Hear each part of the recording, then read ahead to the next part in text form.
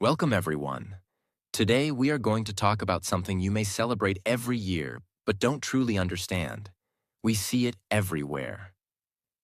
Hearts, chocolates, roses, people saying Happy Valentine's Day. But what is Valentine's Day? Really? Where did it come from? Why do we celebrate love on February 14th? Is it just a holiday for couples? Or is there something much deeper? Something you were never told? Because behind this one day of gifts and romance, there is a real man, a secret, a sacrifice, a story that begins not in a restaurant, but inside the dark walls of the Roman Empire, where love was banned. This is not just a story of Valentine's Day. This is the story of what it means to truly love, even when the world is against you. And as you listen to this story, you're also improving your English with real history, simple words, and powerful storytelling.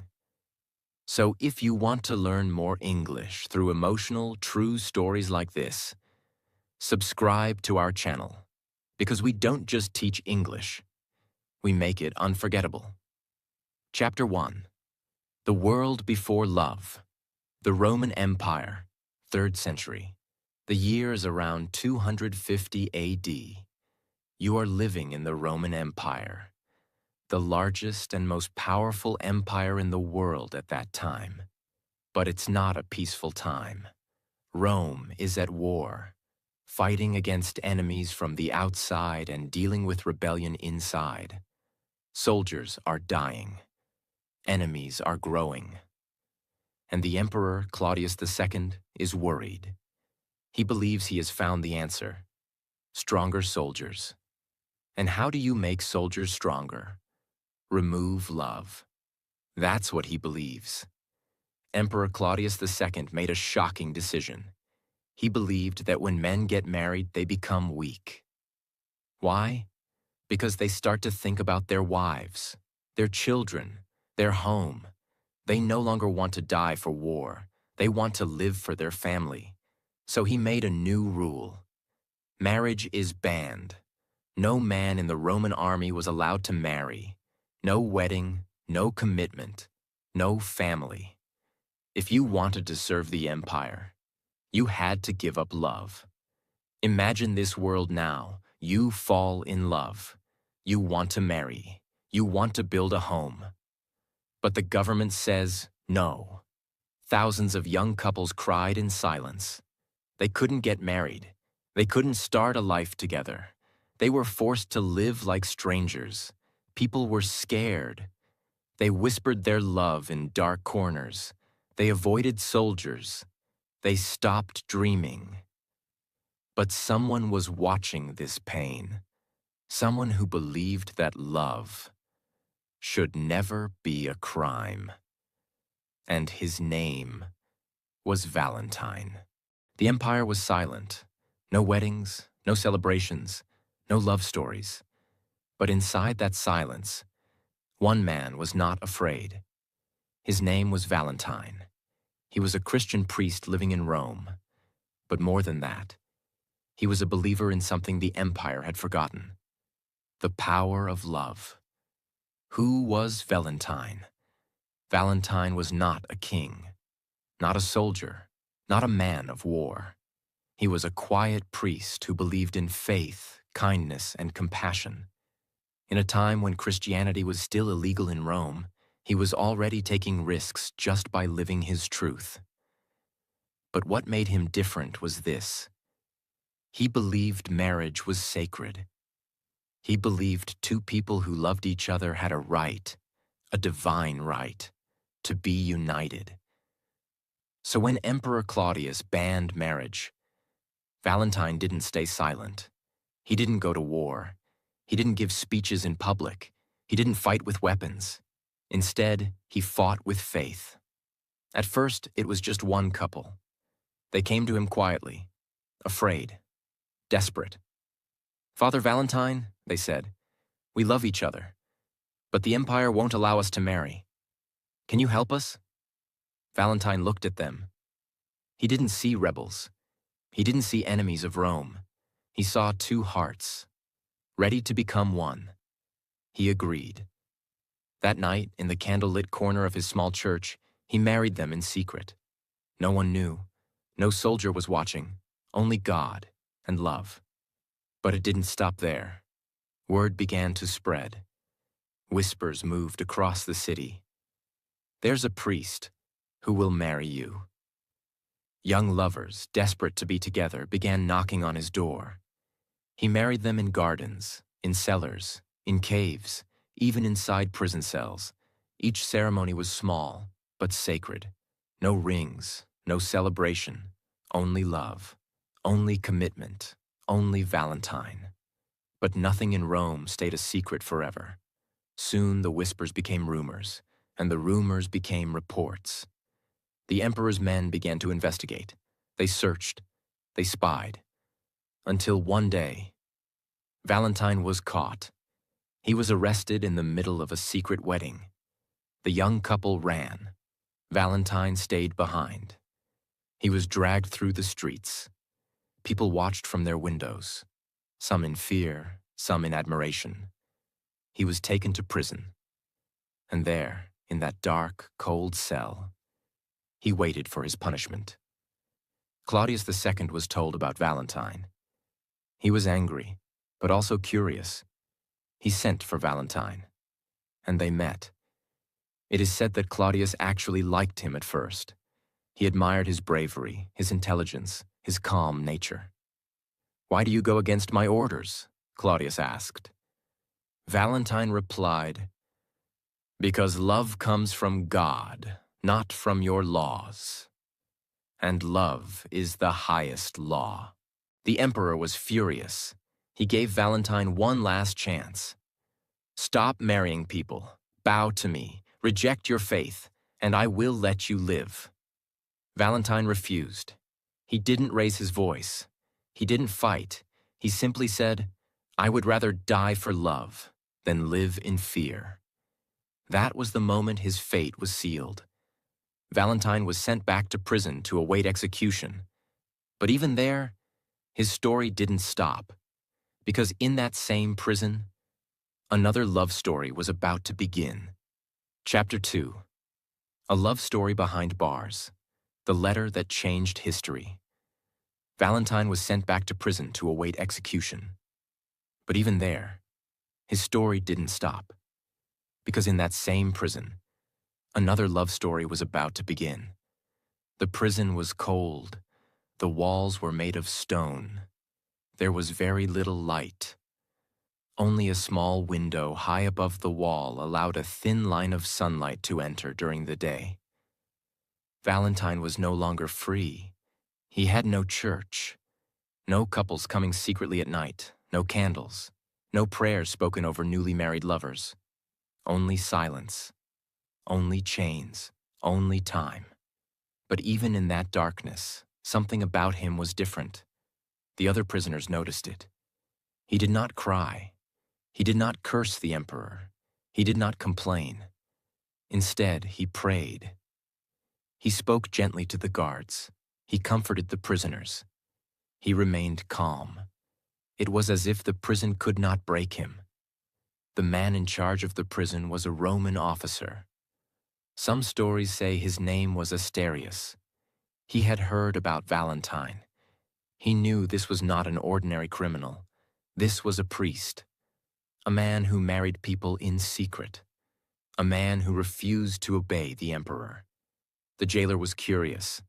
One day he decided to meet Valentine face to face. They talked for hours. They discussed faith. They discussed truth. They discussed love. The jailer began to see that Valentine was not dangerous. He was not violent. He was not trying to destroy Rome. He was simply protecting something pure. The jailer had a daughter. She was young, kind, gentle, but she was blind. From birth, she had never seen the sky, never seen her father's face, never seen sunlight, flowers, or the city of Rome. She lived in darkness. When the jailer spoke to Valentine about her, he said, My daughter cannot see. If your God is real, can he help her? This was not just a question, it was a test. The jailer brought his daughter to the prison cell. Imagine this moment. A blind young girl carefully walking into a cold prison room, her father guiding her hand, chains on the wall, a priest sitting in silence. Valentine spoke gently to her. He described the world to her in words. He told her about the blue sky. He explained what the ocean looks like.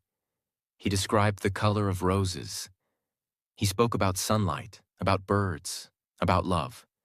For the first time in her life, she began to imagine light. She visited him again, and again, and again. They talked about faith, about hope, about kindness. Some stories say she began to believe in his God. Some stories say she began to love him, not in a romantic way, but in a deep, emotional, spiritual way. A connection formed between them. In the middle of prison walls, a friendship was born. One day, the jailer asked Valentine to pray for his daughter. Valentine placed his hands gently on her eyes. He prayed, not loudly, not dramatically, just a quiet prayer. And according to legend, something impossible happened. The girl began to see. At first, only light, then shapes, then colors. Imagine her opening her eyes and seeing her father's face for the first time. Imagine seeing the sky for the first time. Imagine the prison cell suddenly filled with tears, not of pain, but of shock and joy. Was it a miracle? Was it legend? Was it a story that grew over time? History cannot prove every detail. But this story survived for centuries, and it changed everything. Even after this, Valentine's fate did not change. The emperor's order remained clear. Execution, February 14th. The date was fixed. The prison became heavier. Time moved slowly. Valentine knew he would die, but he was not afraid. He had already made his choice long ago, when he decided that love was more important than fear. On the night before his execution, Valentine asked for paper and ink. He wanted to write one final message, not to the emperor, not to the church, but to the jailer's daughter, the girl who once lived in darkness, the girl who now could see. He wrote a short letter. Some say it was a goodbye. Some say it was a message of faith. Some say it was filled with encouragement. But at the bottom of the letter, he signed it with 4 simple words. From your Valentine. He did not know that those words would travel across centuries. He did not know that one day, millions of people would write those same words on cards filled with hearts and flowers.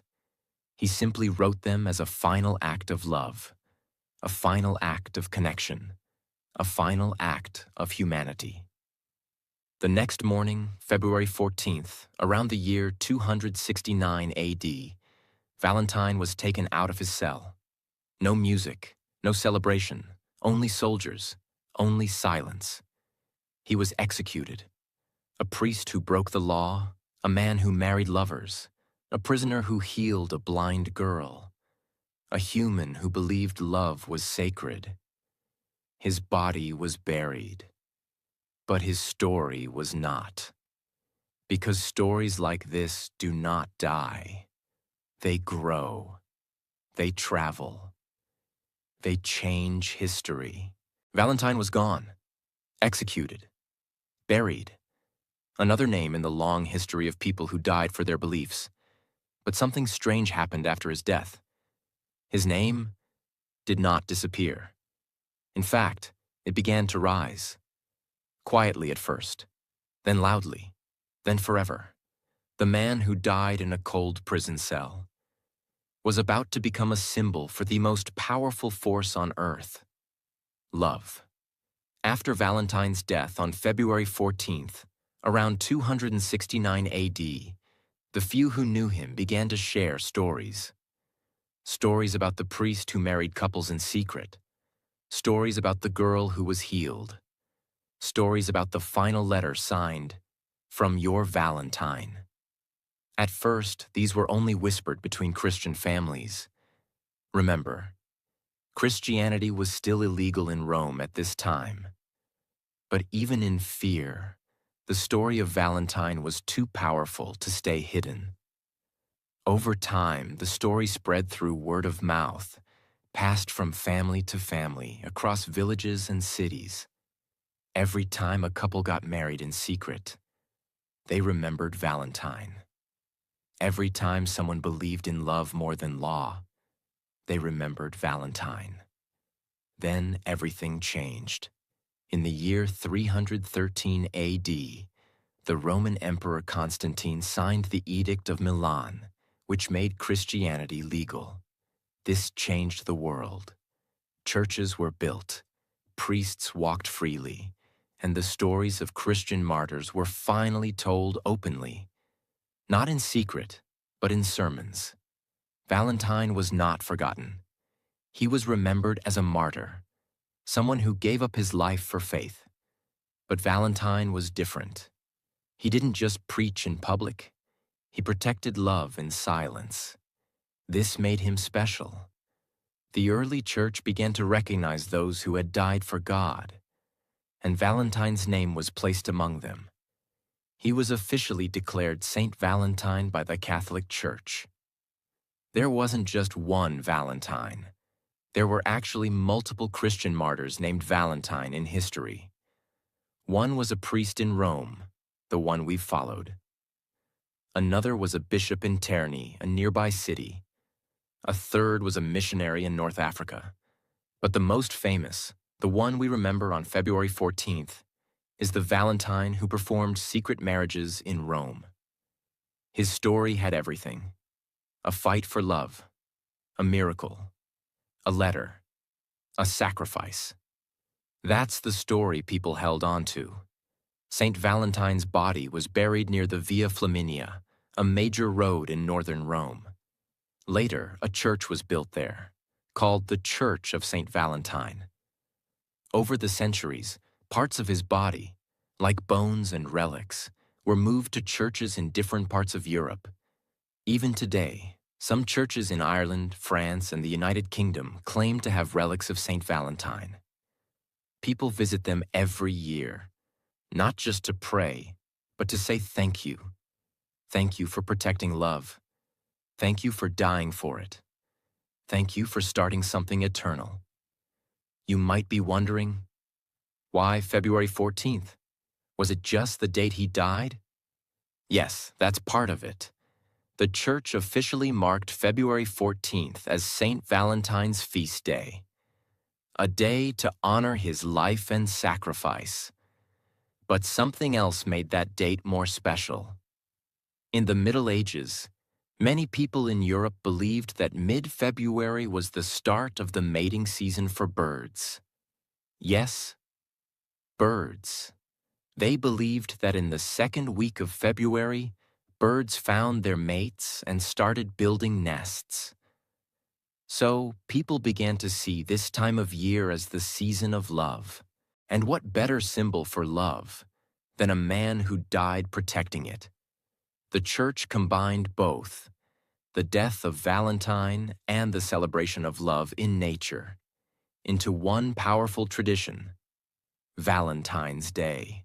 In the 1300s, one man helped make Valentine's Day famous. His name was Geoffrey Chaucer, a famous English poet. In his poem Parliament of Fowls, he wrote about birds choosing their mates on Saint Valentine's Day. This poem connected love, nature, and Valentine in one beautiful picture. After that, writers and lovers across Europe began writing love poems and notes on Valentine's Day. These were called Valentines, handwritten, full of emotion, sealed with love. And the tradition began. Not with cards from shops, not with chocolates or teddy bears, but with words. with letters, with people expressing their feelings through writing, just like Valentine did from prison. As Europe expanded, the tradition of Valentine's Day grew. Different countries celebrated in different ways, but they all remembered the same message. Love is sacred. Love is brave.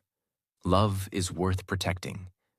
Whether in France, England, Germany, or Spain, people began to write valentines, celebrate romantic love, and remember the priest who made it possible. And as time passed, the world slowly forgot the details, but the date remained.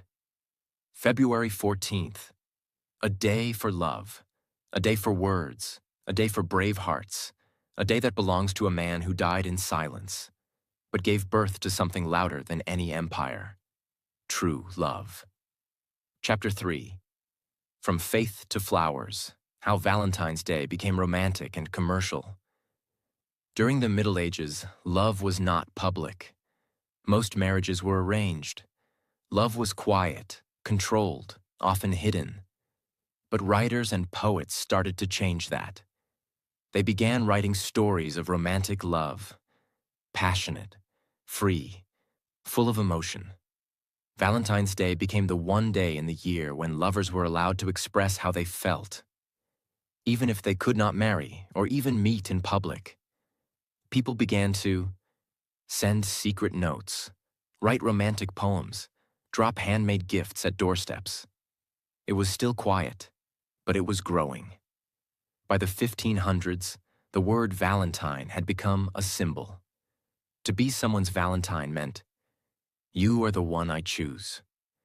You are the one I feel something for.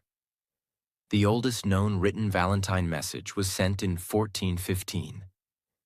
It was a letter from Charles, Duke of Orléans, to his wife. He was in prison at the time, just like Saint Valentine himself had been. He wrote her a poem on February 14th, calling her his Valentine. That letter still exists today in the British Library. By the 1700s, people across England and France were handwriting Valentine's messages on paper, folding them carefully and tying them with string. They weren't buying anything. They were just writing what they felt. No pressure, no money, just love in words. But soon, everything would change.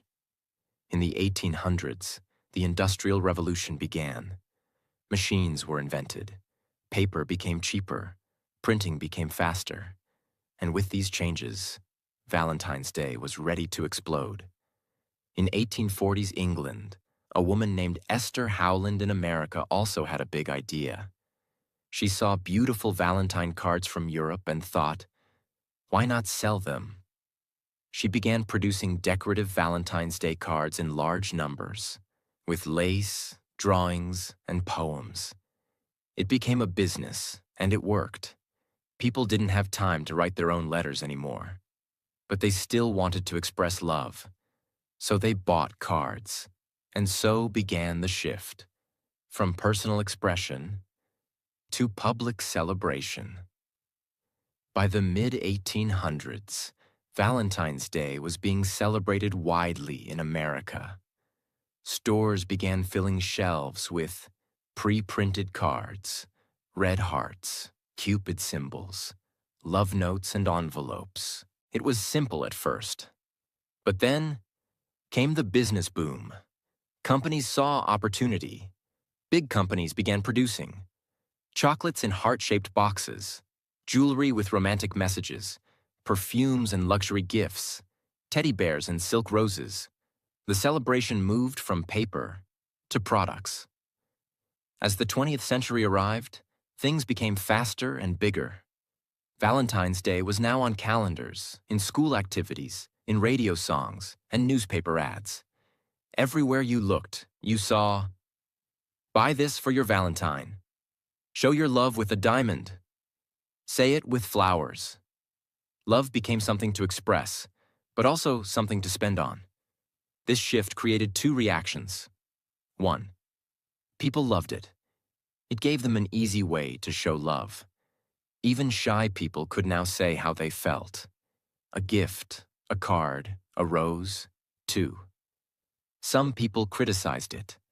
They said Valentine's Day had lost its meaning. It had become a marketing holiday, focused more on money than on meaning. But even with criticism, one thing was clear. The world wanted to celebrate love. As the century went on, Valentine's Day began to spread far beyond Europe and America. In Japan, women give chocolates to men on February 14th. Then, exactly 1 month later, on March 14th, White Day, men return the favor. In South Korea, there's Valentine's Day, White Day, and even Black Day for singles. In India, it started slow, but young people began celebrating it in urban areas with gifts and dates, even though some conservative groups criticized it. In Mexico, it's called El Día del Amor y la Amistad, the Day of Love and Friendship. It's not just for lovers, it's also for close friends. In Philippines, many couples choose February 14th to get married in mass wedding ceremonies. In Saudi Arabia and some other countries, Valentine's Day was banned at one time because of its Western and romantic associations. But even there, young people quietly found ways to celebrate. Even with different customs, different languages, and different opinions. The message of Valentine's Day is universal. Love matters. Love is worth expressing. Love is brave. Even if the world changes, even if the holiday becomes commercial, even if cards are bought, not written, what truly matters is what you feel inside. Because the heart of this day was never money. It was never gifts. It was never brands. It was a priest who died because he believed love should be free. And that truth still lives in the heart of Valentine's Day. Valentine's Day is no longer just a cultural moment. It's an economic one. In countries like the United States, people spend over $25 billion every year on Valentine's Day. Yes, billions. Where does the money go? $2 billion on flowers, $4 billion on jewelry, $3 billion on chocolates and sweets, $2 billion on fancy dinners, hundreds of millions on cards, teddy bears, perfumes, spa gifts, and surprise vacations.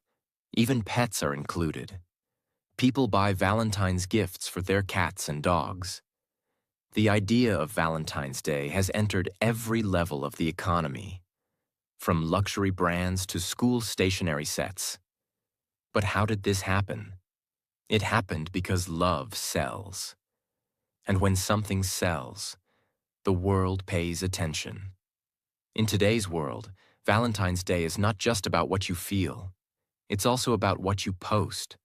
Couples around the world now share couple selfies, Instagram reels of surprises, proposal videos, how we met love stories, Valentine's Day vlogs and gift unboxings, TikTok challenges about love letters or chocolate making.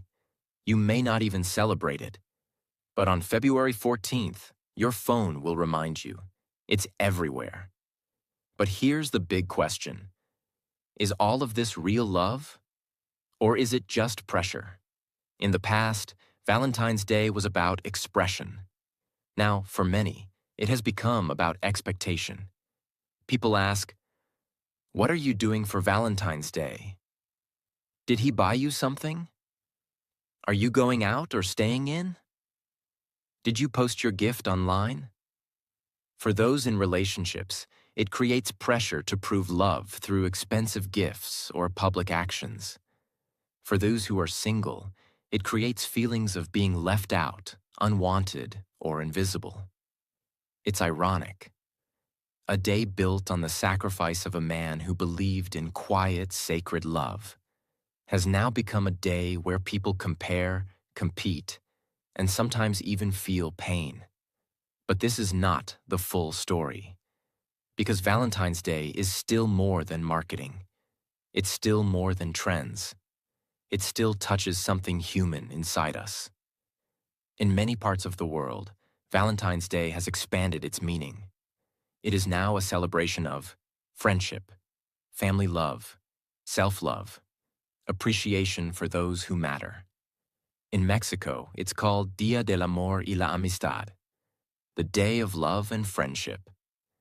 In Finland, it's Ystävänpäivä, which literally means Friends' Day. In schools across the United States, children exchange cards not just with their crush, but with every classmate, to include everyone. In offices, co-workers exchange small gifts. In families, children make cards for their parents and grandparents.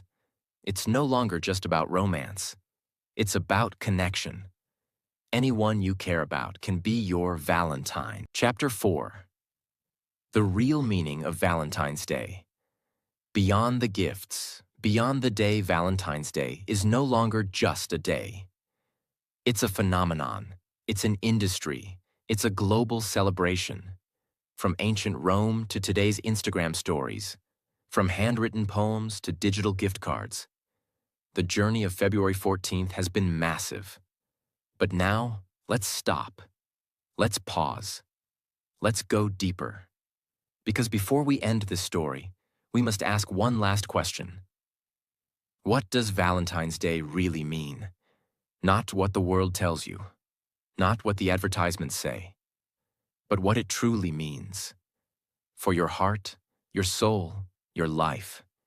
Today, people associate love with roses, gifts, teddy bears, perfumes, and chocolates. But those are symbols. They are not the source. Love doesn't come from money. It doesn't come from how big your gift is, or how many followers like your romantic post. Love is not something you can buy. It is something you give, something you build, something you feel, and something you fight for. Just like Valentine did. Valentine didn't give flowers. He gave his life. He didn't post a reel. He wrote one letter behind prison bars before his execution. 4 words. From your Valentine. That was the first true Valentine's message. And it came from a man who chose love over safety. That is the soul of this day. The Roman Empire thought it could control love. They tried to ban it, silence it, crush it. They had power, they had soldiers, they had laws. But Valentine had faith. He believed that even if you take away the wedding, even if you arrest the priest, even if you kill the man, you can't kill love. Because love is not outside you. It's not in the church, not in the box of chocolates. It's in you.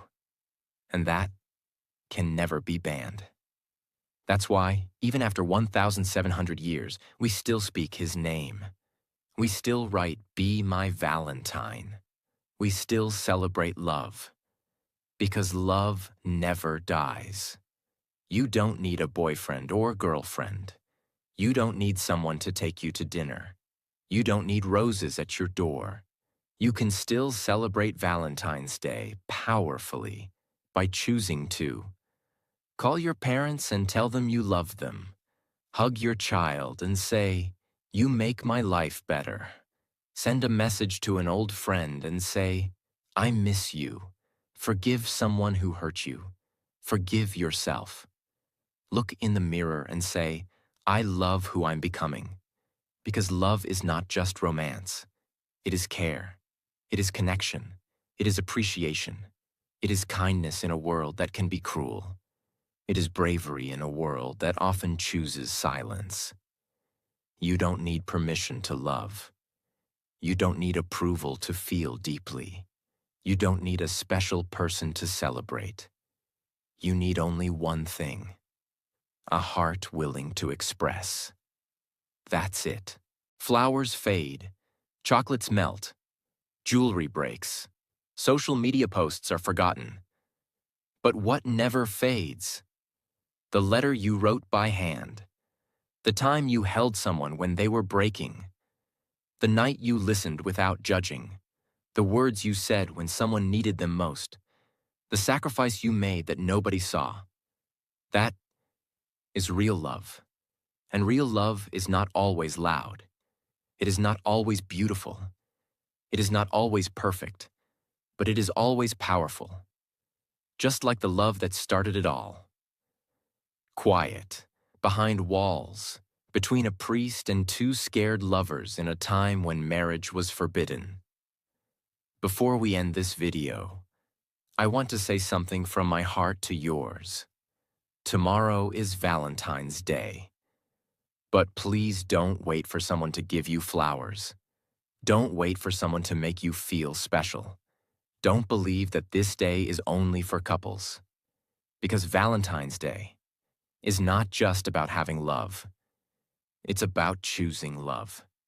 Choosing to love your parents, choosing to love your friends, choosing to love those who stood by you, and most of all, choosing to love yourself.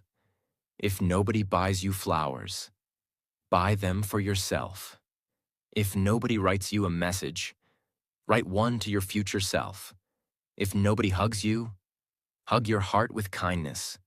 You are worthy, you are enough, and you are someone's miracle. You are someone's peace.